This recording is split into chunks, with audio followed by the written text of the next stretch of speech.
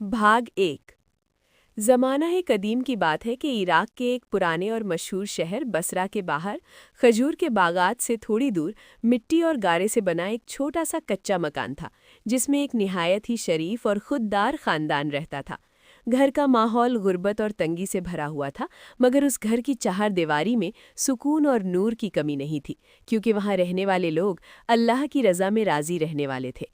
उस घर का बुजुर्ग सरपरस्त शेख अब्दुल्ला अब अपनी ज़िंदगी की आखिरी बहारें देख रहा था, क्योंकि वो एक लंबी और तकलीफ़देह बीमारी में मुब्तला था, जिसके इलाज ने घर की जमा पूंजी ख़त्म कर दी थी और यहाँ तक कि घर का सामान भी धीरे धीरे बिक चुका था। शेख अब्दुल्ला का एक जवान बेटा था जिसका नाम हमज़ा था, जो अपनी शराफत, मेहनत और अपने वालिदैन की खिदमत के लिए पूरे इलाके में जाना जाता था। हमज़ा सुबह सवेरे उठता, फजर की नमाज अदा करता और फिर अपने बूढ़े बाप के हाथ पैर दबाता, उन्हें दवा खिलाता और फिर रोजी रोटी की तलाश में निकल पड़ता। लेकिन पिछले कुछ महीनों से हालात ने ऐसी करवट ली थी कि शहर में काम मिलना मुश्किल हो गया था और कर्ज ख्वाहों के तकाजे बढ़ने लगे थे। ख़ास तौर पर शहर का एक अमीर और सख्त मिजाज सौदागर जिसका नाम कासिम था, उसने शेख अब्दुल्ला को इलाज के लिए कुछ दीनार उधार दिए थे और अब वो अपनी रकम वापस मांग रहा था।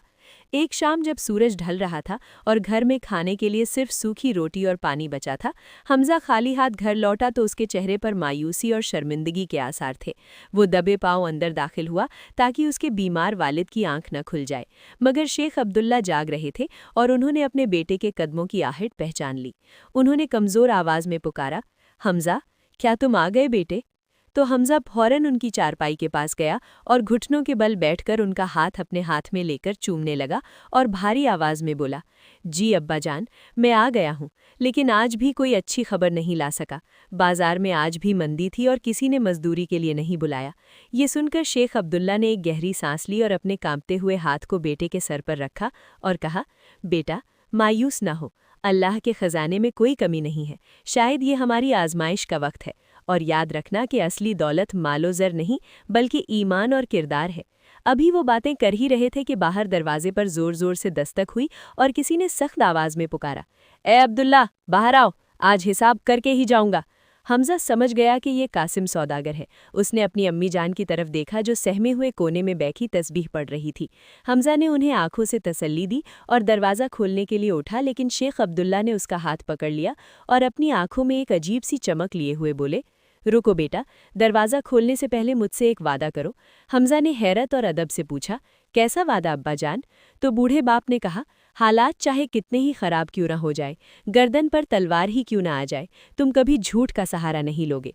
याद रखना, सच्चाई ही मोमिन की ढाल है और जो सच बोलता है अल्लाह उसकी मदद गैब से करता है। क्या तुम वादा करते हो? हमज़ा ने अपने बाप की आंखों में देखा और मजबूत आवाज़ में कहा, मैं अल्लाह को गवाह बनाकर वादा करता हूँ अब्बा जान, चाहे जान चली जाए मेरी ज़बान से सिर्फ सच ही निकलेगा। ये वादा करके हमज़ा ने दरवाज़ा खोला तो सामने कासिम सौदागर अपने दो मुलाजिमों के साथ खड़ा था और उसका चेहरा गुस्से से तमतमा रहा था। कासिम ने हमज़ा को देखते ही चिल्लाना शुरू किया, कहाँ है तेरा बाप? आज मुझे मेरे 500 दीनार चाहिए, वरना मैं इस मकान पर कब्जा कर लूँगा। हमज़ा ने निहायत नरमी और आजिज़ी से गर्दन झुकाकर कहा, कासिम चाचा, मेरे वालिद सख्त बीमार हैं और बात करने के काबिल नहीं। जहाँ तक आपकी रकम का सवाल है तो सच बात यह है कि इस वक्त हमारे पास एक फूटी कौड़ी भी नहीं है, घर में खाने के लिए भी कुछ नहीं बचा है। कासिम को उम्मीद थी कि हमज़ा कोई बहाना बनाएगा या झूठा वादा करेगा, मगर इतनी साफ और कड़वी सच्चाई सुनकर वो एक लम्हे के लिए चुप हो गया। फिर उसने तंजिया करते हुए कहा, तो क्या मैं अपनी रकम भूल जाऊं? अगर पैसे नहीं हैं तो ये मकान खाली करो। हमज़ा आगे बढ़कर कासिम के हाथ पकड़ लिया और इल्तिजा की, मैं झूठ नहीं बोलूंगा चाचा, मैं आपको रकम लौटाने की नीयत रखता हूँ, बस मुझे थोड़ी मोहलत दीजिए। मैं कल ही शहर छोड़कर किसी दूसरे मुल्क तिजारत के काफिलों के साथ काम करने जाऊंगा और जब तक आपका एक एक पैसा जमा ना कर लूँ वापस नहीं आऊँगा। मुझे सिर्फ 40 दिन की मोहलत दे दीजिए। हमज़ा की आंखों में सच्चाई की ऐसी कशिश थी और उसका लहजा इतना पक्का था कि कासिम जैसा सख्त दिल आदमी भी पिघल गया। उसने अपने मुलाजिमों को पीछे हटने का इशारा किया और बोला, ठीक है नौजवान, तेरी सच्चाई ने मुझे रोक लिया, मैं तुझे 40 दिन देता हूँ। अगर 40 दिन के बाद तू ना आया। भाग 1। या पैसे ना लाया तो मैं इस मकान को बेचकर अपना हिसाब पूरा करूंगा। ये कहकर कासिम वहां से चला गया। اور حمزہ نے راحت کی سانس لی۔ دروازہ بند کر کے جب وہ واپس پلٹا تو اس کی والدہ کی آنکھوں میں آنسو تھے۔ وہ آگے بڑھی اور حمزہ کو گلے لگا لیا۔ رات کے اس پہر جب خاموشی چھا گئی تھی، حمزہ نے سفر کی تیاری شروع کی۔ اس کے پاس لے دے کر کچھ سوکھی روٹیاں اور ایک پرانا پانی کا مشکیزہ تھا۔ جب وہ گھر سے نکلنے لگا تو شیخ عبداللہ نے اسے پاس بلایا۔ ان کی آنکھیں نم تھیں مگر ہونٹوں پر مسکراہٹ تھی۔ انہوں نے اپنی تھرتھراتے ہاتھوں کو اٹھا کر آسمان کی طرف دیکھا اور دل کی گہرائیوں سے دعا مانگی۔ یا اللہ، میرے بیٹے نے آج سچ بول کر میرا سر اونچا کیا ہے۔ اس کے سفر کو آسان کر، اس کی حفاظت فرما اور اسے وہ عزت اور رزق عطا کر جس کی یہ حقدار ہے۔ اس نے اپنے والدین کی خدمت میں کوئی کسر نہیں چھوڑی، تو اس سے راضی ہو جا۔ ماں نے بھی بیٹے کا ماتھا چوما اور کہا، جا بیٹا، میری ممتا کی دعائیں تیرے ساتھ ہے۔ نیک نیت اور سچ کی راہ کبھی سنسان نہیں ہوتی۔ اللہ تیرے لیے دروازے کھول دے گا۔ حمزہ نے اپنے والدین کے قدموں کو چوما اور گھر سے نکل پڑا۔ رات کا اندھیرا ابھی باقی تھا اور ٹھنڈی ہوا چل رہی تھی۔ اس نے اپنے کندھے پر گٹھری سنبھالی اور شہر کے اس دروازے کی طرف چل دیا جہاں سے صبح سویرے بڑے سوداگروں کے قافلے دوسرے ملکوں کے لیے روانہ ہوتے تھے۔ اس کے دل میں غم ضرور تھا اپنوں سے جدائی کا، لیکن ارادہ پہاڑ جیسا مضبوط تھا کہ اب وہ تبھی لوٹے گا جب اپنے والد کا قرض اتارنے کے قابل ہوگا۔ اسے معلوم نہیں تھا کہ آگے راستے میں کیسی کیسی آفتیں اور امتحان اس کا انتظار کر رہے ہیں، مگر والدین کی دعا اس کے سر پر کسی سائبان کی طرح تھی جو اسے آنے والی دھوپ سے بچانے کے لیے تیار تھی۔ حمزہ اپنے والدین کی دعاؤں کے سائے میں گھر سے نکل پڑا۔ اب وہ شہر کی اونچی دیواروں کو پیچھے چھوڑ کر اس کچے راستے پر گامزن تھا جو سیدھا ریگستان کی طرف جاتا تھا، جہاں سے تجارتی قافلے گزرتے تھے۔ رات کی ٹھنڈک اب دھیرے دھیرے صبح کی پہلی کرنوں میں بدل رہی تھی، اور حمزہ جب شہر کے باہر بڑے میدان میں پہنچا تو وہاں ایک بڑا قافلہ روانہ ہونے کی تیاری کر رہا تھا۔ اونٹوں کے گلے میں بندھی گھنٹیوں کی آواز اور مسافروں کی آپس کی بات چیت سے ماحول گونج رہا تھا۔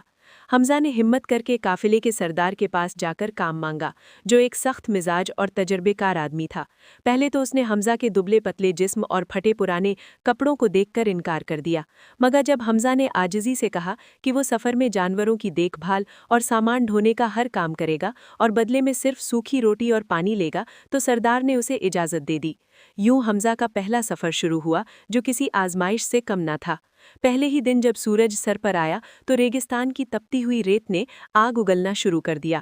حمزہ جو بھر کی چھاؤں میں رہنے کا عادی تھا، اس کے لیے یہ گرمی برداشت کرنا مشکل ہو رہا تھا، مگر جب بھی اسے تھکان محسوس ہوتی یا پیاس سے حلق سوکھتا تو اسے اپنے بوڑھے باپ کا وہ چہرہ یاد آ جاتا جو قرض کے بوجھ تلے دبے ہونے کے باوجود مسکرا رہا تھا، اور ماں کی وہ نم آنکھیں یاد آتی جو بوا کے لیے اٹھی تھیں۔ یہ یادیں اس کے قدموں میں نئی طاقت بھر دیتی اور وہ یا اللہ مدد کہہ کر آگے بڑھتا رہتا۔ رات کو جب قافلہ رکتا اور سب لوگ آگ جلا کر کھانا کھاتے اور ہنستے بولتے تو حمزہ ایک کونے میں بیٹھ کر اپنی سوکھی روٹی پانی میں بھگو کر کھاتا اور آسمان کے تاروں کو دیکھ کر سوچتا کہ کیا اس کے ابا نے دوا کھائی ہوگی، کیا انہیں کوئی تکلیف تو نہیں ہوگی۔ اسی طرح دن گزرتے گئے اور حمزہ اپنی خاموشی اور محنت سے قافلے والوں کا دل جیتنے لگا۔ لیکن تیسرے دن کی شام جب قافلہ ایک خطرناک اور ویران گھاٹی سے گزر رہا تھا جسے موت کی گھاٹی کہا جاتا تھا، اچانک چاروں طرف سے دھول کا ایک طوفان اٹھا اور دیکھتے ہی دیکھتے نقاب پش گھڑ سواروں نے قافلے کو گھیر لیا۔ یہ اس علاقے کے سب سے خوفناک ڈاکو تھے جن کا نام سن کر ہی سوداگر کانپ اٹھتے تھے۔ شور مچ گیا اور بچوں و عورتوں کی چیخ پکار سے فضا لرز اٹھی۔ ڈاکو آتے ہی لوٹ مار شروع کر دیتے۔ وہ ہر مسافر کے پاس جاتے اور تلوار کی نوک پر ان کا سارا مال اور دولت چھین لیتے۔ کسی نے ویرودھ کیا تو اسے مارنے میں ذرا بھی دیر نہ لگاتے۔ حمزہ ایک اونٹ کے پاس کھڑا یہ سب دیکھ رہا تھا۔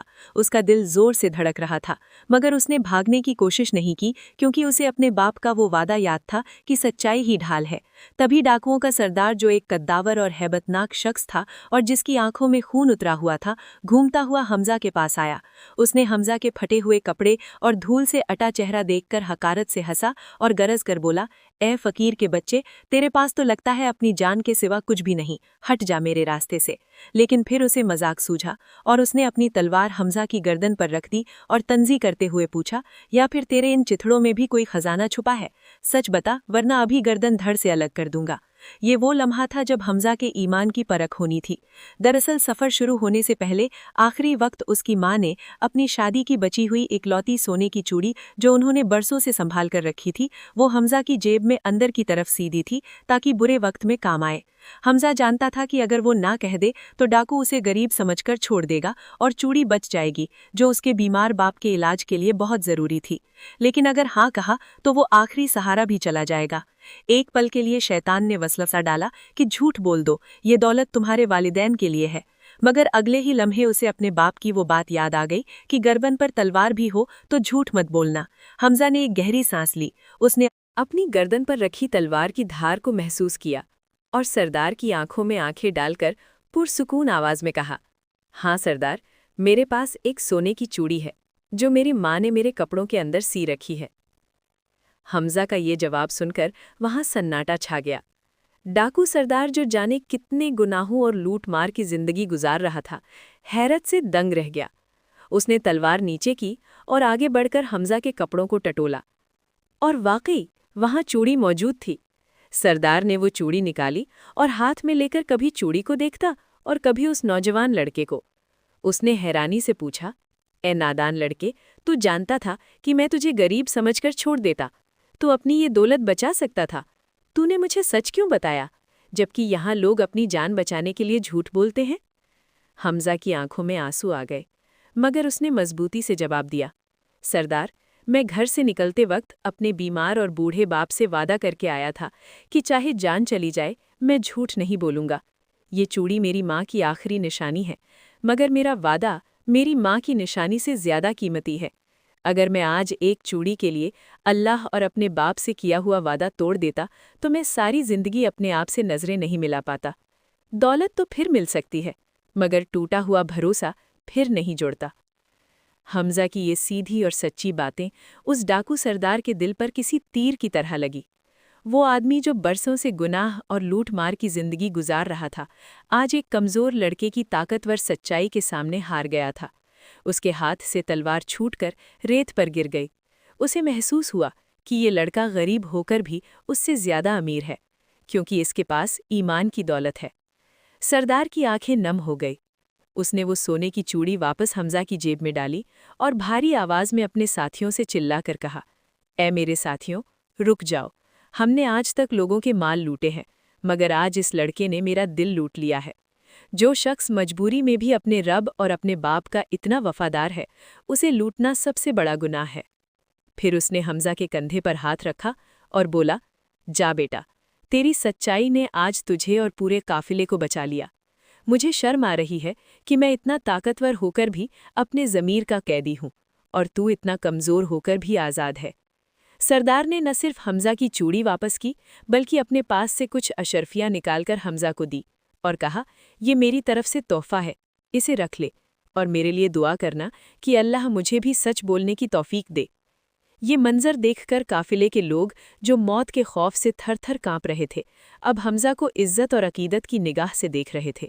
ڈاکو وہاں سے واپس چلے گئے بنا کسی کو نقصان پہنچائے، اور جب قافلہ دوبارہ چلا تو ہر شخص کی زبان پر حمزہ کی سچائی کے چرچے تھے، لیکن حمزہ کا دل اب بھی پرسکون تھا، کیونکہ اس نے محسوس کیا کہ جب انسان سچ کا دامن پکڑتا ہے تو اللہ دشمنوں کے دل بھی موم کر دیتا ہے۔ ابھی سفر لمبا تھا اور منزل دور، مگر اس واقعے نے حمزہ کے اندر ایک نئی روح پھونک دی تھی۔ ڈاکوؤں کے سردار سے ملنے والی عزت اور مالی مدد کے بعد قافلہ اپنی منزل کی طرف رواں دوا رہا، اور کئی دنوں کی مسافرت کے بعد آخر کار وہ دمشق جیسے عظیم و شان شہر کی سرزمین پر پہنچ گیا، جہاں کی اونچی عمارتیں اور بازار کی رونق دیکھ کر حمزہ کی آنکھیں کھلی کی کھلی رہ گئی۔ یہاں پہنچ کر قافلے والوں نے اپنا راستہ الگ کر لیا، اور حمزہ جو اب تک قافلے کے سائے میں محفوظ تھا، اب اس بڑے اور انجان شہر میں بالکل اکیلا رہ گیا۔ اس کے پاس ڈاکو سردار کی دی ہوئی اشرفیاں تھیں، جنہیں لے کر وہ بہت پر امید تھا کہ انہیں بچا کر والد کے قرض میں دے گا اور یہاں محنت کر کے باقی رقم جمع کرے گا۔ مگر تقدیر کو شاید ابھی اس کے صبر کا اور امتحان لینا باقی تھا۔ شہر میں داخل ہونے کے کچھ ہی گھنٹوں بعد جب وہ ایک سرائے کے باہر پانی پینے کے لیے رکا تو بھیڑ بھاڑ کا فائدہ اٹھاتے ہوئے ایک ماہر زیب کٹر نے، جو مسافروں کو ہی نشانہ بناتا تھا، بڑی صفائی سے حمزہ کی کمر سے بندھی ہوئی وہ تھیلی اڑا لی جس میں ڈاکو کے دیے ہوئے سارے سکے تھے۔ जब हमजा ने पानी पीकर अपनी कमर टटोली तो वहां कुछ न पाकर उसके पैरों तले जमीन निकल गई। उसने इधर उधर पागलों की तरह देखा, लोगों से पूछा, मगर उस ठग का कोई निशान न था। वो एक पल में अमीर से फिर फकीर हो चुका था। उसके पास अब सिवाय उस छुपी हुई सोने की चूड़ी के कुछ न बचा था जो माँ की अमानत थी। भूख और प्यास ने उसे सताना शुरू कर दिया था और शैतान ने फौरन दिल में वसवसा डाला कि हमजा चूड़ी बेच दे, वरना भूख से मर जाएगा और बाप का कर्ज कैसे उतारेगा। मगर हमजा ने अपनी भूखी प्यासी हालत में भी अपने नफ्स से जंग की और सोचा कि नहीं, ये चूड़ी तो आखिरी उम्मीद है। मैंने अल्लाह से वादा किया है, मैं इस अमानत में खयानत नहीं करूंगा। वो रब जिसने डाकू के दिल को पिघला दिया था, मुझे यहाँ भी ज़ाया नहीं होने देगा। बस इसी यकीन के सहारे वो शहर के बाजार में काम की तलाश में निकल पड़ा। मगर ये शहर सहरा जैसा खामोश न था, बल्कि यहाँ हर तरफ शोर और नफ्सो नफसी का आलम था। वो जिस दुकान पर जाता और काम मांगता तो दुकानदार उसके फटे हाल कपड़े और धूल मिट्टी से अटा चेहरा देखकर उसे भिखारी समझकर दुत्कार देते। किसी ने कहा, हमें तजुर्बाकार आदमी चाहिए, क्या तुम्हें हिसाब किताब आता है? हमजा चाहता तो झूठ बोल सकता था ताकि नौकरी मिल जाए, मगर उसने सच कहा, जी नहीं, मैं पढ़ा लिखा नहीं हूँ, मगर मेहनत कर सकता हूँ। ये सुनते ही लोग उसे वहाँ से निकाल देते। सुबह से शाम हो गई, उसे कई जगह से धक्के मिले, यहाँ तक कि एक हलवाई की दुकान के बाहर जब वो खड़ा था तो दुकानदार ने उसे चोर समझकर जोर से धक्का दिया, जिससे हमजा मुंह के बल गिर पड़ा और उसके हाथ और घुटने छिल गए। लोग तमाशा देखने लगे। हमजा की आंखों में आंसू आ गए। उसे अपना घर और माँ की गोद याद आई, मगर उसने शिकवा नहीं किया। वो उठा और अपने कपड़े झाड़कर आगे बढ़ गया। 3 दिन इसी तरह गुजर गए। हमजा ने सिर्फ पानी पीकर गुजारा किया। कमजोरी से उसका जिस्म कांपने लगा था। तीसरे दिन की दोपहर वो शहर के सबसे बड़े कपड़े के ताजिर शेख जुबैर के आलीशान गोदाम के बाहर बेसुध सा बैठा था। शेख जुबैर शहर के सबसे अमीर मगर उसूलों के पक्के इंसान मशहूर थे। इत्तेफाक से वहां गोदाम में कुछ मजदूर भरी गांठों को उठाकर अंदर रख रहे थे। एक मजदूर से गलती से एक कीमती शीशे का मर्तबान जो किसी खास ग्राहक के लिए मंगवाया गया था, वो हाथ से फिसलकर गिरने ही वाला था कि हमजा ने बिजली सी तेजी दिखाई और अपनी कमजोरी के बावजूद छलांग लगाकर उस मर्तबान को जमीन पर गिरने से पहले ही हवा में थाम लिया। मगर इस कोशिश में वो खुद जोर से जमीन पर गिरा और मर्तबान बच गया। शेख जुबैर जो अपने गोदाम का मुआयना कर रहे थे, उन्होंने ये मंजर देख लिया। वो आगे बढ़े और हमजा को उठाया। हमजा की हालत देखकर वो समझ गए कि लड़का भूखा है। उन्होंने अपने मुलाजिमों से उसे पानी और खाना खिलाने को कहा। जब हमजा में कुछ जान आई तो शेख जुबैर ने उससे पूछा, तुम कौन हो और यहाँ क्या कर रहे हो? तुम चाहते तो वो मर्तबान लेकर भाग सकते थे या गिरने देते।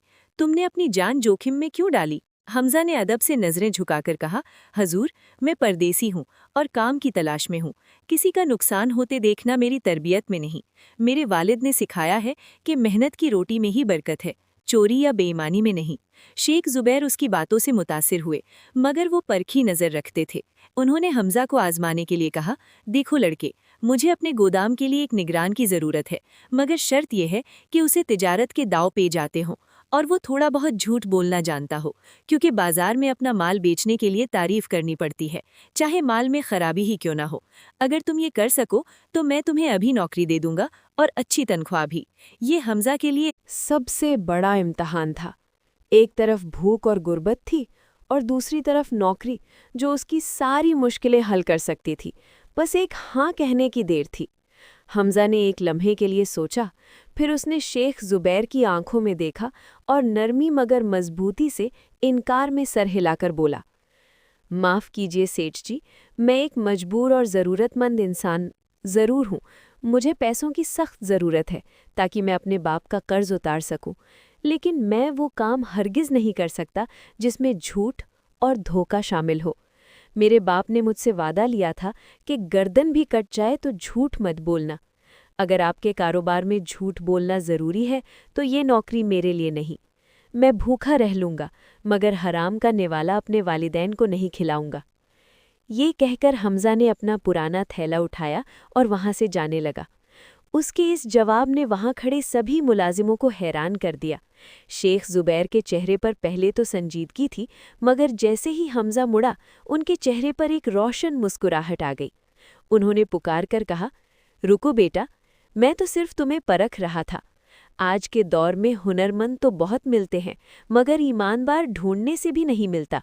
جس نے بھوک میں بھی سچ کا سودا نہیں کیا وہ میرے خزانے کا سب سے بہترین محافظ بن سکتا ہے۔ شیخ زبیر میں آگے بڑھ کر حمزہ کے کندھے پر ہاتھ رکھا اور کہا، تمہیں جھوٹ بولنے کی ضرورت نہیں، آج سے تم میرے گودام کے سب سے خاص آدمی ہو۔ میں تمہیں کاروبار بھی سکھاؤں گا اور منہ مانگی اجرت بھی دوں گا، کیونکہ سچائی ہی سب سے بڑی تجارت ہے۔ یوں حمزہ کی ٹھوکریں ختم ہوئی اور اس کی سچائی نے اسے وہ مقام دلا دیا جو شاید جھوٹ بول کر اسے کبھی نہ ملتا۔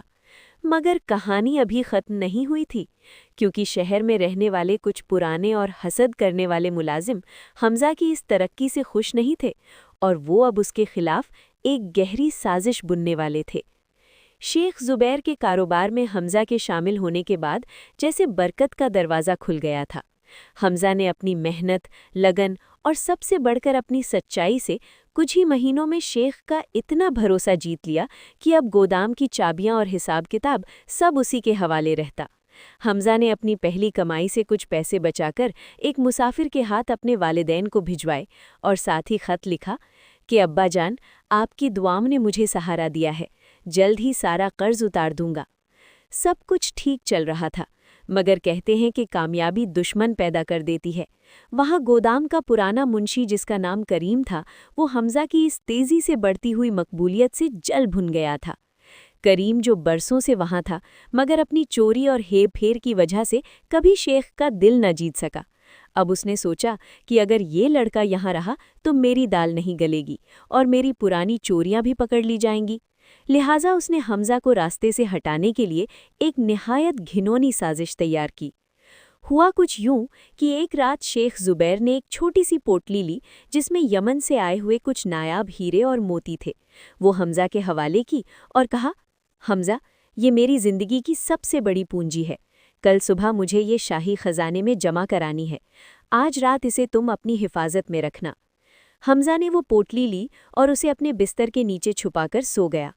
منشی کریم جو طاق میں تھا، اس نے رات کے اندھیرے میں جب حمزہ گہری نیند میں تھا، بڑی ہوشیاری سے وہ پوٹلی وہاں سے نکال لی اور اسے گودام کے پچھلے حصے میں کوڑے کے ڈھیر میں چھپا دیا، اور اس پوٹلی میں سے صرف ایک موتی نکال کر چپکے سے واپس حمزہ کی جیب میں ڈال دیا تاکہ شک پکا ہو جائے۔ صبح جب سورج نکلا اور شیخ زبیر آئے تو انہوں نے حمزہ سے وہ امانت مانگی۔ حمزہ نے مسکراتے ہوئے بستر کے نیچے ہاتھ ڈالا مگر وہاں کچھ نہ پا کر اس کے ہوش اڑ گئے۔ اس نے گھبرا کر پورا کمرہ چھان مارا مگر پوٹلی غائب تھی۔ شیخ زبیر کا چہرہ غصے سے لال ہو گیا۔ انہوں نے چلا کر کہا، حمزہ، کہاں ہے وہ پوٹلی؟ کیا تم نے اسے چرا لیا؟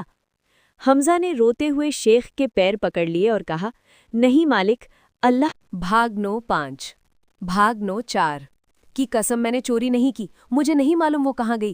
اسی ہنگامے کے بیچ منشی کریم آگے بڑھا اور بولا، حضور، شور مچانے سے کیا ہوگا، تلاشی لے لیجئے، دودھ کا دودھ اور پانی کا پانی ہو جائے گا۔ شیخ نے حکم دیا اور ملازموں نے حمزہ کی تلاشی لینی شروع کی، اور تبھی منشی نے حمزہ کی جیب سے وہ ایک موتی نکال کر سب کے سامنے دکھایا اور چیخا، دیکھیے حضور، یہ رہا ثبوت، یہ نم کا حرام لڑکا معصوم بنتا ہے مگر اصل میں یہ آستین کا سانپ ہے۔ وہ موتی دیکھ کر شیخ زبیر کو جیسے صدمہ لگ گیا۔ انہیں حمزہ کی سچائی پر اتنا یقین تھا کہ وہ اپنی آنکھوں پر بھی بھروسہ نہیں کر پا رہے تھے، مگر ثبوت ان کے سامنے تھا۔ حمزہ چیخ چیخ کر کہتا رہا، یہ جھوٹ ہے، یہ میری جیب میں کیسے آیا؟ میں نہیں جانتا، کوئی مجھے پھنسا رہا ہے، میں اپنے باپ سے وعدہ کر کے آیا ہوں، میں چوری نہیں کروں گا۔ مگر شیخ زبیر جو دھوکہ کھانے سے سخت نفرت کرتے تھے، ان کا دل پتھر کا ہو گیا۔ انہوں نے حمزہ کی آنکھوں میں دیکھا اور نفرت سے کہا، میں نے تمہاری غریبی پر رحم کھایا اور تم نے میری پیٹھ میں چھرا گھوپا۔ تمہاری زبان سچی ہو سکتی ہے مگر یہ موتی جھوٹ نہیں بولتا۔ نکل جاؤ میری نظروں کے سامنے سے، میں تمہیں جیل نہیں بھجوا رہا، صرف اس لیے کہ تمہارے بوڑھے باپ کی عزت کا خیال ہے، مگر آج کے بعد مجھے اپنی شکل مت دکھانا۔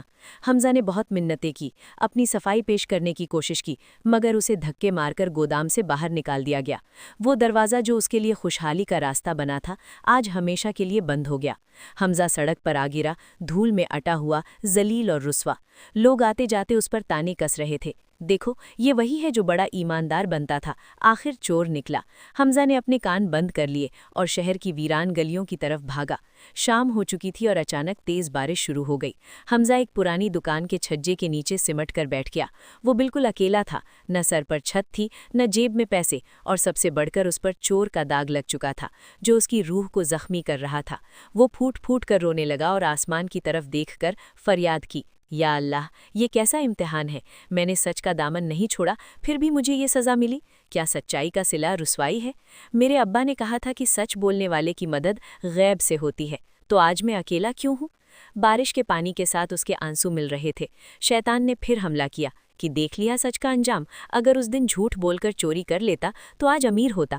مگر اس گہری مایوسی اور ٹوٹے ہوئے دل کے باوجود حمزہ نے اپنے دل میں ایک ہلکی سی روشنی محسوس کی۔ اس نے اپنا بھیگا ہوا چہرہ صاف کیا اور خود سے کہا، نہیں، یہ وقت گزر جائے گا۔ میرا رب دیکھ رہا ہے کہ میں بے گناہ ہوں۔ شاید اللہ چاہتا ہے کہ میں کسی اور دروازے پر جاؤں۔ میں ہار نہیں مانوں گا، میں واپس گھر نہیں جاؤں گا جب تک یہ داغ دھو نہ لوں اور حلال کی کمائی جمع نہ کر لوں۔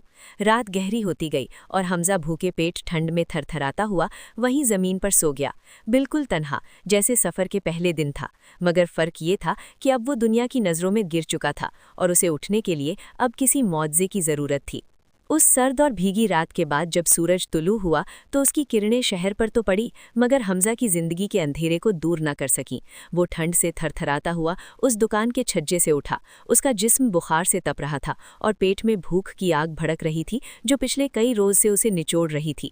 اس نے اپنے گندے اور کیچڑ میں سنے ہوئے کپڑوں کو جھاڑا اور پھر سے اسی امید پر چل پڑا کہ شاید آج کوئی دروازہ کھلے، مگر خبر کسی جنگل کی آگ کی طرح پھیل چکی تھی کہ شیخ زبیر جیسا نیک نام تاجر جس نوجوان کو چور کہہ کر نکال دے وہ ضرور کوئی بڑا مجرم ہوگا۔ حمزہ جس گلی سے گزرتا لوگ اسے شک کی نگاہ سے دیکھتے، بعض اوقات تو لوگ اسے دیکھ کر اپنی دکانوں کا سامان اندر رکھ لیتے، گویا وہ کوئی لٹیرا ہو۔ اس ذلت اور رسوائی نے اس کے دل کو چھلنی کر دیا تھا، مگر پیٹ کی مجبوری اسے چلنے پر مجبور کر رہی تھی۔ وہ چلتا چلتا شہر کی غلہ منڈی میں پہنچا جہاں بھاری بوریاں اٹھانے کے لیے مزدوروں کی ضرورت تھی۔ وہاں کے نگران نے اس کی کمزور حالت دیکھ کر پہلے تو انکار کیا، مگر حمزہ نے پیر پکڑ لیے کہ صاحب وہ مجھے صرف ایک وقت کی روٹی دے دینا، میں جتنا بولو گے کام کروں گا۔ نگران نے بے دلی حامی بھر لی۔ بھاگ نمبر 5۔ حمزہ نے پہلی بھاری بوری اپنی پیٹھ پر اٹھائی تو اس کی ہڈیوں نے جیسے جواب دے دیا۔ کمزوری اور بخار کی وجہ سے اس کے پیر لڑکھڑائے اور وہ بوری سمیت زمین پر گر پڑا۔ بوری پھٹ گئی اور اناج بکھر گیا۔ نگران جو پہلے ہی غصے میں تھا اس نے حمزہ کو لات ماری اور گالیاں دیتے ہوئے کہا، نکمے چور، کام چور کہیں کے، میرا نقصان کر دیا، نکل یہاں سے پہلے کہ میں تیری ہڈیاں توڑ دوں۔ حمزہ وہاں سے گرتا پڑتا بھاگا۔ اس کے جسم پر چوٹیں تھیں اور دل پر گہرے گھاؤ۔ دوپہر ڈھل چکی تھی اور اب بھوک سے اس کی آنکھوں کے آگے اندھیرا چھا رہا تھا۔ وہ ایک نان بائی کی دکان کے پاس کھڑا ہو گیا جہاں تازہ روٹیوں کی خوشبو آ رہی تھی۔ اس نے سوچا کہ شاید یہاں کوئی بچی کھچی روٹی مل جائے، مگر دکاندار نے اسے دیکھتے ہی جھڑک دیا، جا یہاں سے بیکاری، یہاں مفت کی روٹی نہیں ملتی۔ حمزہ نے پانی پی کر پیٹ کی آگ بجھانے کی کوشش کی، مگر پانی بھی اب حلق سے نیچے اترنا مشکل ہو رہا تھا۔ شام ہوتے ہوتے وہ شہر کے باہر ایک استبل کے پاس پہنچا جہاں گھوڑے بندھے تھے۔ وہاں گندگی اور بدبو تھی۔ استبل کے مالک نے کہا، اگر ان گھوڑوں کی گندگی صاف کر دے اور نالے کی صفائی کر دے تو بچی ہوئی سوکھی روٹی مل سکتی ہے۔ یہ کام نہایت ذلت آمیز تھا۔ حمزہ جو ایک شریف خاندان کا چشم و چراغ تھا، جس کے باپ کی کبھی پورے علاقے میں عزت تھی، آج وہ گھوڑوں کی لیڈ اور گندگی صاف کرنے پر مجبور تھا۔ اس نے اپنی آنکھوں میں آنسو روکتے ہوئے وہ کام شروع کیا، اپنے ہاتھوں سے گندگی اٹھائی تاکہ حلال کا ایک نوالا مل سکے۔ مگر قسمت کی ستم ظریفی دیکھیے کہ کام کرتے وقت ایک شرارتی گھوڑے نے اسے زور سے لات ماری جو سیدھا اس کے سینے پر لگی۔ حمزہ درد سے کراہ اٹھا اور دور جا گرا۔ استبر کا مالک بجائے ہمدردی کے الٹا برس پڑا، تو میرے گھوڑوں کو پریشان کر رہا ہے، بھاگ یہاں سے، تجھے کوئی روٹی نہیں ملے گی۔ حمزہ درد سے دوہرا ہوتا ہوا وہاں سے نکال دیا گیا۔ اب رات گہرا چکی تھی اور وہ شہر کے ایک ویرانے میں ٹوٹی ہوئی دیوار کے سہارے بیٹھا تھا۔ اس کا جسم ٹوٹ چکا تھا، سانسیں اکھڑ رہی تھیں۔ تبھی اندھیرے میں سے دو سائے ابھرے۔ یہ وہی چور اچکے تھے جو بازار میں گھومتے تھے۔ انہوں نے حمزہ کی حالت دیکھی اور ایک نے آگے بڑھ کر کہا، کیوں میاں، دیکھ لی دنیا کی شریفی، جب تک ایماندار بنو گے بھوکے مرو گے، ہمارے ساتھ مل جاؤ، بس چھوٹی موٹی چوری کرنی ہے اور روز رات کو پیٹ بھر کھانا اور نرم بستر ملے گا۔ ویسے بھی دنیا تمہیں چور سمجھتی ہے تو بن کیوں نہیں جاتے؟ یہ شیطان کا آخری اور سب سے بڑا وار تھا۔ حمزہ کے پاس کھونے کے لیے کچھ نہیں تھا، بس ایک ہاں اور اس کی بھوک مٹ سکتی تھی، درد ختم ہو سکتا تھا۔ مگر اس ٹوٹی ہوئی دیوار کے سائے میں مٹی اور خون میں سنے ہوئے حمزہ نے اپنے کانپتے ہوئے ہنٹ کھولے۔ اس کی آواز میں درد تھا مگر عزم بھی۔ اس نے کہا، بھائی، دنیا چاہے مجھے چور سمجھے، میرا رب جانتا ہے کہ میں کیا ہوں۔ میں نے اپنے باپ سے وعدہ کیا تھا کہ گردن کٹ سکتی ہے مگر جھوٹ اور حرام کے آگے جھک نہیں سکتی۔ مجھے موت منظور ہے مگر وہ روٹی نہیں جو میرے ضمیر کو مار دے۔ چوروں نے اسے پاگل کہا اور ہنستے ہوئے چلے گئے۔ حمزہ پھر اکیلا رہ گیا، اتنا اکیلا کہ اسے اپنی دھڑکن بھی شور لگ رہی تھی۔ اس نے آسمان کی طرف دیکھا جہاں ستارے چمک رہے تھے اور ٹوٹتی ہوئی سانس کے ساتھ مناجات کی، یا اللہ، اب مجھ میں اور طاقت نہیں، میں نے ہر ٹھوکر کھا لی، ہر دروازے سے دھتکارا گیا، اب صرف تیرا دروازہ باقی ہے۔ اگر تو چاہتا ہے کہ میں اسی طرح مر جاؤں تو تیری رضا، مگر میرے والدین کو بتا دینا کہ ان کے بیٹے نے آخری سانس تک سچ کا سودا نہیں کیا۔ یہ کہتے کہتے اس کی آنکھیں بند ہونے لگی۔ بھوک، پیاس، چوٹوں کا درد اور تھکان نے اسے نڈھال کر دیا تھا۔ وہ وہیں ریت اور مٹی پر بے ہوش ہو گیا، بالکل لاوارث اور لاچار، جہاں کوئی اسے پانی پلانے والا بھی نہ تھا۔ ظاہری طور پر یہ اس کی بربانی کا منظر تھا، مگر حقیقت میں یہ رات کی تاریکی کا وہ آخری پہر تھا جس کے فوراً بعد صبح کا نور پھوٹنے والا تھا، کیونکہ اللہ اپنے بندوں کو آزماتا ضرور ہے مگر ضائع نہیں کرتا۔ رات کی تاریکی اپنے عروج پر تھی اور ٹھنڈک ہڈیوں میں اتر رہی تھی جب حمزہ بے ہوشی کے عالم میں اس ویرانے میں پڑا تھا جہاں موت اور زندگی کے درمیان بس ایک باریک سی ڈوری باقی تھی۔ مگر اللہ کی شان دیکھیے کہ جس بندے کو دنیا نے ٹھکرا دیا تھا اسے رب نے تنہا نہیں چھوڑا۔ ٹھیک اسی وقت فجر کی اذان سے کچھ پہلے شہر کا ایک بزرگ اور نیک دل شخص جس کا نام بابا رحیم تھا اور جو اس علاقے کی مسجد کے خادم تھے، وہ تہجد پڑھ کر اپنے گھر لوٹ رہے تھے کہ ان کی نظر زمین پر پڑے ہوئے ایک وجود پر گئی۔ بابا رحیم نے قریب جا کر دیکھا تو پایا کہ ایک نوجوان مٹی میں لپٹا پڑا ہے اور اس کی سانسیں ٹوٹ رہی ہیں۔ انہوں نے غور سے دیکھا تو انہیں اس نوجوان کے چہرے پر اپنے دادا کا عکس نظر آیا۔ بابا رحیم نے اس نوجوان کو غور سے دیکھا تو انہیں اس نوجوان کے چہرے پر اپنے دادا کا عکس نظر آیا جن کے جسم پر مختلف جگہوں پر چوٹیں لگی تھیں۔ انہوں نے اس نوجوان کو اٹھانے کی کوشش کی تو وہ بے ہوش حالت میں بڑبڑا رہا تھا، بابا، میں نے جھوٹ نہیں بولا، میں نے حرام نہیں کھایا، میں نے وعدہ نبھایا ہے، مجھے بھوک لگی ہے، پانی پلا دو۔ بھاگ نمبر 6۔ نوجوان کے چہرے پر چوروں والی نست نہیں بلکہ ایک عجیب سی معصومیت اور نور نظر آیا جو کسی مصیبت زیادہ شریف انسان کا تھا۔ انہوں نے بسم اللہ پڑھ کر حمزہ کو سہارا دیا اور اپنی کمزور پیٹھ پر لاد کر اپنے قریب واقعی چھوٹے سے جھوپڑے میں لے گئے۔ وہاں انہوں نے آگ جلائی تاکہ حمزہ کے ٹھنڈے جسم میں حرارت آئے اور بکری کا تازہ دودھ نکال کر بہت مشکل سے اس کے حلق میں ٹپکایا۔ گھنٹوں کی محنت کے بعد جب سورج نکل آیا تو حمزہ کے جسم میں کچھ حرکت ہوئی اور اس نے دھیرے سے آنکھیں کھولیں۔ ہوش میں آتے ہی بجائے شکوہ کرنے یا رونے کے اس کی زبان سے پہلا لفظ نکلا، الحمدللہ۔ بابا رحیم جو پاس بیٹھے تھے یہ سن کر دنگ رہ گئے اور بولے، بیٹا، تو کون ہے؟ تیری حالت بتا رہی ہے کہ زمانے نے تجھ پر بہت ستم کیے ہیں مگر تیری زبان پر اب بھی شکر ہے۔ حمزہ نے کمزور آواز میں کہا، بابا، میں ایک مسافر ہوں، لوگوں نے مجھ پر چوری کا الزام لگایا، مجھے مارا پیٹا، مگر میں خوش ہوں کہ میرا رب جانتا ہے کہ میں سچا ہوں۔ بابا رحیم کی آنکھوں میں آنسو آ گئے۔ انہوں نے کہا، بے شک سچ پریشان ہو سکتا ہے مگر ہرایا نہیں جا سکتا۔ ادھر حمزہ کی جان بچ رہی تھی اور ادھر دوسری طرف اللہ کی لاٹھی بے آواز چلنے والی تھی۔ منشی کریم جس نے حمزہ پر جھوٹا الزام لگایا تھا وہ اب بے خوف ہو چکا تھا۔ اس نے سوچا کہ حمزہ تو اب شہر چھوڑ کر بھاگ گیا ہوگا یا مر گیا ہوگا، اب میدان صاف ہے۔ اسی لالچ اور گھمنڈ میں وہ اگلے ہی روز دوپہر کے وقت وہ چرائی ہوئی پوٹلیوں لے کر شہر کے زرگاروں کے بازار میں پہنچا تاکہ ان نایاب ہیروں کو بیچ کر دولت کما سکے۔ اس نے اپنے چہرے کو ڈھانپ رکھا تھا اور شہر کے سب سے بڑے جوہری سیٹھ منصور کی دکان پر گیا۔ سیٹھ منصور شیخ زبیر کے پرانے دوست تھے اور ہیروں کی پرکھ میں ماہر تھے۔ منشی کریم نے ڈرتے ڈرتے وہ پوٹلی کھولی اور اس میں سے وہی یمنی یاقوت نکالا جو شیخ زبیر کا سب سے پسندیدہ تھا اور جسے دیکھنے کے لیے شیخ زبیر نے سیٹھ منصور کو بھی کئی بار دکھایا تھا۔ جیسے ہی سیٹھ منصور نے وہ چمکتا ہوا لال پتھر دیکھا وہ چونک گئے۔ ان کی پرکھی نظر نے فوراً پہچان لیا کہ یہ وہی یاقوت ہے جو شیخ زبیر کے پاس تھا۔ انہوں نے شک کو چھپاتے ہوئے منشی سے پوچھا، بڑے میاں، یہ نایاب چیز کہاں سے لائے؟ اس کی قیمت تو ہزاروں دینار ہے۔ منشی نے گھبرا کر جھوٹا قصہ بنایا، جی یہ میرے پرکھوں کی نشانی ہے، مجبوری میں بیچ رہا ہوں۔ سیٹھ منصور سمجھ گئے کہ دال میں کچھ کالا ہے۔ انہوں نے اپنے ملازم کو اشارہ کیا کہ دروازہ بند کر دے، اور باتوں میں الجھا کر چپکے سے شیخ زبیر کو پیغام بھیج دیا۔ تھوڑی ہی دیر میں شیخ زبیر وہاں پہنچ گئے۔ جیسے ہی وہ دکان میں داخل ہوئے اور انہوں نے وہاں اپنے ہی منشی کریم کو وہ یاقوت بیچتے دیکھا تو ان کے پیروں تلے زمین نکل گئی۔ سارا منظر ان کی آنکھوں کے سامنے گھوم گیا۔ منشی کریم شیخ کو دیکھ کر تھر تھر کانپنے لگا اور اس کے ہاتھ سے وہ یاقوت گر گیا۔ شیخ زبیر نے غرضدار آواز میں پوچھا، کریم، یہ تمہارے پاس کیسے آیا؟ سچ بتاؤ، ورنہ آج تمہاری کھال کھچوا دوں گا۔ ڈر اور خوف کے مارے منشی کریم کے ہوش اڑ گئے۔ وہ شیخ کے قدموں میں گر پڑا اور روتا ہوا بولا، رحم کر مالک، مجھ سے غلطی ہو گئی، شیطان نے مجھے بہکا دیا تھا۔ میں نے ہی وہ پوٹلی چرائی تھی اور حمزہ کو پھنسانے کے لیے ایک موتی اس کی جیب میں ڈالا تھا تاکہ وہ راستے سے ہٹ جائے اور میری چوری پکڑی نہ جائے۔ حمزہ بے قصور ہے حضور، وہ بالکل پاک ہے۔ منشی کی یہ اقبال جرم سن کر شیخ زبیر کو ایسا لگا جیسے کسی نے ان کے سینے پر خنجر مار دیا ہو۔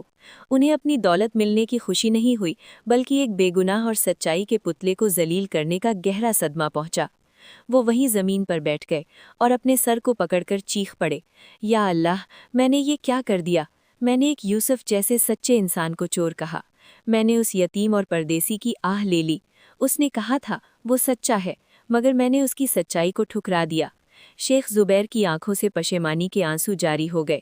انہوں نے فوراً حکم دیا کہ منشی کریم کو قید خانے میں ڈال دیا جائے اور خود اسی وقت پاگلوں کی طرح بازار میں نکل پڑے۔ وہ ہر آتے جاتے شخص سے پوچھ رہے تھے، کیا تم نے کسی نوجوان کو دیکھا ہے؟ وہ دبلا پتلا ہے، آنکھوں میں سچائی ہے، میں نے اس پر ظلم کیا ہے، مجھے اسے ڈھونڈنا ہے۔ مگر پورا دن ڈھونڈنے کے بعد بھی حمزہ کا کوئی سراغ نہ ملا۔ شام ہو گئی اور شیخ زبیر تھک ہار کر اسی مسجد کی طرف گئے جہاں بابا رحیم خدمت کرتے تھے تاکہ اللہ سے معافی مانگ سکیں۔ جب وہ مسجد کے صحن میں رو رہے تھے تو بابا رحیم نے انہیں پہچان لیا اور پاس آ کر کندھے پر ہاتھ رکھا۔ کیا بات ہے شیخ، اتنے پریشان کیوں ہو؟ شیخ زبیر نے روتے ہوئے سارا قصہ سنایا کہ کیسے انہوں نے ایک بے گناہ کو نکالا۔ بابا رحیم کے چہرے پر مسکراہٹ آ گئی اور انہوں نے کہا، اللہ اپنے نیک بندوں کو ضائع نہیں کرتا، آؤ میرے ساتھ۔ وہ شیخ زبیر کو اپنے جھوپڑے میں لے گئے۔ جیسے ہی شیخ اندر داخل ہوئے، انہوں نے دیکھا کہ حمزہ ایک پھٹی ہوئی چٹائی پر لیٹا ہے، کمزور اور بیمار، مگر چہرے پر وہی سکون۔ شیخ زبیر دوڑ کر آگے بھاگ نمبر 7، مگر چہرے پر وہی سکون۔ شیخ زبیر دوڑ کر آگے بڑھے اور حمزہ کے پیروں میں گر گئے۔ مجھے معاف کر دو بیٹا، مجھے معاف کر دو، میں اندھا ہو گیا تھا، میں نے تمہاری سچائی کو نہیں پہچانا۔ حمزہ ہڑبڑا کر اٹھا اور شیخ کو اٹھایا۔ اس کی آنکھوں میں کوئی گلہ نہیں تھا۔ اس نے شیخ کے ہاتھ چومے اور کہا، مالک، آپ معافی نہ مانگے، یہ سب اللہ کی طرف سے آزمائش تھی۔ سچ کو آنچ نہیں آتی، بس دیر سویر ضرور ہوتی ہے۔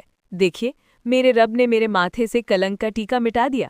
یہ منظر دیکھ کر بابا رحیم کی آنکھیں بھی نم ہو گئی۔ حقیقت کھل چکی تھی، دشمن ذلیل ہو چکا تھا اور سچائی کا بول بالا ہو گیا تھا۔ مگر کہانی کا سب سے خوبصورت موڑ ابھی باقی تھا، کیونکہ شیخ زبیر صرف معافی مانگنے نہیں آئے تھے، وہ حمزہ کے لیے ایک ایسا انعام سوچ کر آئے تھے جو اس کی اور اس کے والدین کی زندگی بدل دینے والا تھا۔ شیخ زبیر اور بابا رحیم کے سامنے حقیقت کھلنے کے بعد ماحول میں ایک عجیب سی روحانیت اور پاکیزگی چھا گئی تھی۔ شیخ زبیر نے حمزہ کو اپنے سینے سے لگا رکھا تھا اور ان کی آنکھوں سے آنسو رکنے کا نام نہیں لے رہے تھے۔ انہوں نے اسی وقت وہاں موجود اپنے تمام ملازموں اور شہر کے معزز لوگوں کو اکٹھا کیا اور اعلان کیا کہ لوگوں، گواہ رہنا، آج تک میں نے اپنی تجارت میں ہیرے موتی پرکھے ہیں، مگر انسان پرکھنے میں مجھ سے غلطی ہو گئی تھی۔ یہ نوجوان حمزہ چور نہیں بلکہ اس شہر کا سب سے امیر انسان ہے، کیونکہ اس کے پاس وہ ایمان ہے جو ہم سب کے پاس مل کر بھی نہیں۔ آج سے میں حمزہ کو اپنے کاروبار کا برابر کا حصے دار بناتا ہوں، اور کیونکہ میری کوئی اولاد نہیں، اس لیے میرے بعد میری ساری جائیداد کا وارث یہی ہوگا۔ یہ سن کر حمزہ نے ادب سے انکار کرنا چاہا، مگر شیخ نے اسے قسم دے کر چپ کرا دیا۔ لیکن حمزہ کے چہرے پر اب بھی ایک پریشانی کی لکیر تھی۔ اس نے شیخ زبیر سے کہا، حضور، آپ کی اس عزت افزائی کا شکریہ، مگر مجھے آج ہی بصرہ واپس لوٹنا ہوگا۔ میرے والد سے کیا گیا 40 دن کا وعدہ کل شام ختم ہو رہا ہے۔ اگر میں کل سورج ڈوبنے سے پہلے وہاں نہ پہنچا اور قاسم سوداگر کو 500 دینار نہ دیے تو وہ میرے بوڑھے والدین کو گھر سے نکال دے گا اور میری سچائی ہار جائے گی۔ شیخ زبیر نے فوراً کہا، فکر مت کرو بیٹے، سچ کبھی نہیں ہارتا۔ انہوں نے اسی وقت اپنے استبل سے سب سے تیز رفتار والے عربی گھوڑے نکلوائے اور اپنے سب سے بھروسے مند محافظوں کا ایک دستہ حمزہ کے ساتھ تیار کیا۔ شیخ نے حمزہ کو 500 دینار نہیں بلکہ 5000 سنہری اشرفیاں اور بیش قیمتی تحفے دے کر رخصت کیا۔ حمزہ جو کچھ مہینے پہلے پھٹے حال، ننگے پاؤں اور بھوکا پیاسا اس شہر میں آیا تھا، آج وہ ایک شہزادے کی شان و شوکت کے ساتھ واپس لوٹ رہا تھا۔ سفر تیزی سے کٹنے لگا، گھوڑے ہوا سے باتیں کر رہے تھے۔ حمزہ کا دل بس یہی دعا کر رہا تھا، یا اللہ میرے پہنچنے تک میرے ماں باپ کی عزت محفوظ رکھنا۔ ادھر بصرہ میں 40واں دن آ چکا تھا اور سورج ڈھلنے کے قریب تھا۔ قاسم سوداگر اپنے گنڈوں کے ساتھ شیخ عبداللہ کے دروازے پر پہنچ چکا تھا۔ محلے کے لوگ جمع ہو گئے تھے اور شیخ عبداللہ اپنی چارپائی پر لیٹے ہوئے تھے۔ ان کی حالت بہت خراب تھی۔ ماں دروازے کی چوکھٹ پکڑ کر رو رہی تھی اور راستے کی طرف پتھرائی آنکھوں سے دیکھ رہی تھی۔ قاسم نے چلا کر کہا، عبداللہ تیرے بیٹے کا وعدہ جھوٹا نکلا، سورج ڈوبنے والا ہے اور وہ نہیں آیا، اب یہ مکان میرا ہے۔ شیخ عبداللہ نے کمزور آواز میں کہا، قاسم تھوڑا صبر کر، میرا بیٹا جھوٹا نہیں ہے، وہ آئے گا، ضرور آئے گا۔ قاسم نے کہکایا لگایا اور کہا، کون سا بیٹا؟ وہ تو شاید کسی پردیس میں بھوک سے مر گیا ہوگا یا بھاگ گیا ہوگا، نکالو انہیں گھر سے باہر۔ جیسے ہی قاسم کے آدمی آگے بڑھے، زمین میں ایک کمپن محسوس ہوئی، دور سے دھول کا ایک طوفان اٹھتا دکھا اور گھوڑوں کی ٹاپوں کی آواز سے پورا محلہ گونج اٹھا۔ سب نے مڑ کر دیکھا تو حیران رہ گئے۔ ایک عالیشان دستہ تیزی سے چلا رہا تھا اور سب سے آگے سفید گھوڑے پر سوار ایک نوجوان تھا جس کا چہرہ دھوپ میں دمک رہا تھا۔ یہ حمزہ تھا۔ اس نے گھوڑا دروازے پر روکا اور چھلانگ لگا کر نیچے اترا۔ قاسم اور اس کے آدمی یہ شاہی ٹھاٹ باٹ دیکھ کر سہم گئے۔ حمزہ نے آگے بڑھ کر بلند آواز میں کہا، رکیے قاسم چاچا، میرے والد کا گھر خالی کرانے کی ضرورت نہیں۔ قاسم نے ہکلاتے ہوئے کہا، تو حمزہ ہے؟ حمزہ نے کوئی جواب نہیں دیے بغیر اپنی کمر سے ایک بھری ہوئی تھیلی نکالی اور قاسم کے قدموں میں الٹتی ہزاروں سنہری اشرفیاں زمین پر کھنکتی ہوئی بکھر گئیں، جن کی چمک نے قاسم کی آنکھیں چندھیا دی۔ حمزہ نے کہا، یہ رہے آپ کے 500 دینار اور یہ باقی کے پیسے آپ کے اس صبر کے لیے جو آپ نے کیا۔ اب حساب برابر ہوا؟ قاسم شرمندگی اور حیرت سے پانی پانی ہو گیا۔ اس نے چپ چاپ اپنے آدمیوں کو اشارہ کیا اور وہاں سے سر جھکا کر چلا گیا۔ حمزہ فوراً گھر کے اندر بھاگا اور اپنے والد کے قدموں میں گر پڑا۔ ابا جان، میں آ گیا، میں نے اپنا وعدہ پورا کیا، میں نے بھوک کاٹی، ذلت سہی، مگر میں نے جھوٹ نہیں بولا۔ شیخ عبداللہ نے اپنے کانپتے ہوئے ہاتھوں سے بیٹے کا چہرہ تھاما اور ان کی آنکھوں سے خوشی کے آنسو بہہ نکلے۔ انہوں نے کہا، میرا بیٹا، مجھے مال اور دولت کی خوشی نہیں، خوشی اس بات کی ہے کہ تو نے اپنے رب اور اپنے باپ سے کیے ہوئے عہد کو نہیں توڑا۔ آج تو نے ثابت کر دیا کہ والدین کی تربیت اور سچ کی طاقت دنیا کی ہر دولت سے بڑی ہے۔ ماں آگے بڑھ کر حمزہ کو گلے لگا لیتی ہے اور ان کی ممتا کا ٹھکانہ نہ رہا۔ حمزہ اپنی جیب سے وہ سونے کی چوڑی نکالتا ہے جو ماں نے دی تھی اور ان کے ہاتھوں میں واپس پہناتے ہوئے کہتا ہے، امی یہ امانت واپس لیجئے، مجھے اسے بیچنے کی ضرورت نہیں پڑی، کیونکہ جس کے سر پر والدین کی دعا ہو اسے کسی سہارے کی محتاجی نہیں ہوتی۔ اس رات اس گھر میں خوشیوں کا وہ سما تھا جو بیان سے باہر ہے۔ شیخ زبیر کے دیے ہوئے پیسوں سے حمزہ نے نہ صرف اپنے گھر کی حالت بدلی بلکہ پورے محلے کے غریبوں کی مدد کی۔ اس نے وہی مکان پختہ بنوایا اور اپنے والدین کی خدمت میں اپنی باقی زندگی وقف کر دی۔ کچھ ہی عرصے میں حمزہ بصرہ کا سب سے بڑا اور عزت دار تاجر بن گیا۔ لوگ اپنی امانتیں اس کے پاس رکھواتے تھے کیونکہ وہ جانتے تھے کہ حمزہ کی زبان سورج کے نکلنے سے زیادہ سچی ہے۔ اور یوں وہ سفر جو ایک ٹوٹی ہوئی چپل اور خالی جیب سے شروع ہوا تھا، اس سمت وہ صرف اور صرف سچائی اور والدین کی دعا کی بدولت ایک عظیم کامیابی پر ختم ہوا۔ کہانی کا حاصل کلام اور انمول سیکھ۔ میرے عزیز دوستوں اور بزرگوں، حمزہ کی یہ پر اسرار داستان محض وقت گزرنے کا ایک قصہ نہیں بلکہ زندگی گزارنے کا ایک سنہرا نظام ہے جو ہمیں یہ سکھاتا ہے کہ انسان پر مصیبتوں کے پہاڑ ٹوٹ پڑیں، زمانہ اسے ٹھکرا دے اور حالات اسے ذلت کی گہرائیوں میں دھکیل دیں، تب بھی اگر وہ سچائی کا دامن ہاتھ سے نہ چھوڑے تو اللہ کی مدد اس تک پہنچ کر رہتی ہے۔ اس کہانی سے سب سے بڑی سیکھ یہ ملتی ہے کہ جھوٹ کی رفتار بہت تیز ہوتی ہے اور وہ انسان کو فوراً فائدہ پہنچا سکتا ہے۔ جیسے حمزہ اگر چاہتا تو ڈاکوؤں سے جھوٹ بول کر اپنی جان بچا سکتا تھا، یا منشی کریم کی طرح چوری کر کے امیر بن سکتا تھا۔ مگر یاد رکھیے کہ جھوٹ کی بنیاد ریت کی دیوار کی طرح ہوتی ہے جو ذرا سی ہوا سے گر جاتی ہے، جبکہ سچ شروع میں کڑوا اور تکلیف دہ ضرور ہوتا ہے، اس میں کانٹے ہوتے ہیں۔ حمزہ کو بھوکا رہنا پڑا، چور کہا گیا، ٹھوکر ملی، مگر آخر میں سچ ہی وہ طاقت بنا جس نے دشمن کے سردار کا دل بھی پگھلا دیا اور اس کے لیے کامیابی کے دروازے کھول دیے۔ دوسری سب سے اہم بات یہ ہے کہ والدین کی دعا وہ غیبی ہتھیار ہے جو انسان کو وہاں سے بچاتا ہے جہاں عقل حیران رہ جاتی ہے۔ اگر حمزہ کے سر پر اس کے بوڑھا ماں باپ کی دعاؤں کا سایہ نہ ہوتا تو شاید وہ صحرا کی تنہائی میں یا شہر کی بھوک میں ختم ہو جاتا، مگر یہ انہی کی دعاؤں کی برکت تھی کہ اجنبی لوگوں کے دلوں میں اللہ نے اس کے لیے محبت ڈال دی۔ تو آج ہم سب کو یہ عہد کرنا چاہیے کہ ہم چاہے کتنی بھی تنگی میں ہوں، ہمارا کاروبار ڈوب رہا ہو یا نوکری ختم ہو جائے، ہم کبھی جھوٹ کا سہارا نہیں لیں گے اور نہ ہی اپنے والدین کی خدمت میں کوئی کمی کریں گے، کیونکہ جو اپنے والد کے آگے جھکتا ہے دنیا اس کے آگے جھکتی ہے، اور جو سچ بولتا ہے اللہ اسے دونوں جہاں میں سرخرو کرتا ہے۔ اس کہانی کا انجام ہمیں یہ یقین دلاتا ہے کہ اندھیری رات کے بعد سویرا ضرور ہوتا ہے، اس لیے حالات سے گھبرا کر کبھی غلط راستہ مت چننا۔ بھٹکنے سے بھلا کیا ڈر اگر ایمان ساتھی ہو، اندھیروں میں بھی راستے خود بخود ہموار ہوتے ہیں۔ جہاں والدین کی دعاؤں کا ہو سایہ سر پر، وہاں طوفان بھی ساحل کے وفادار ہوتے ہیں۔ اگر اس کہانی نے آپ کے دل پر دستک دی ہے اور آپ کو لگتا ہے کہ اس پیغام سے کسی کی زندگی میں کوئی اچھا بدلاو آ سکتا ہے یا کسی کا ٹوٹا ہوا حوصلہ جڑ سکتا ہے تو اسے ضرور شیئر کریں۔ اچھی بات پھیلانا بھی صدقہ جاریہ ہے۔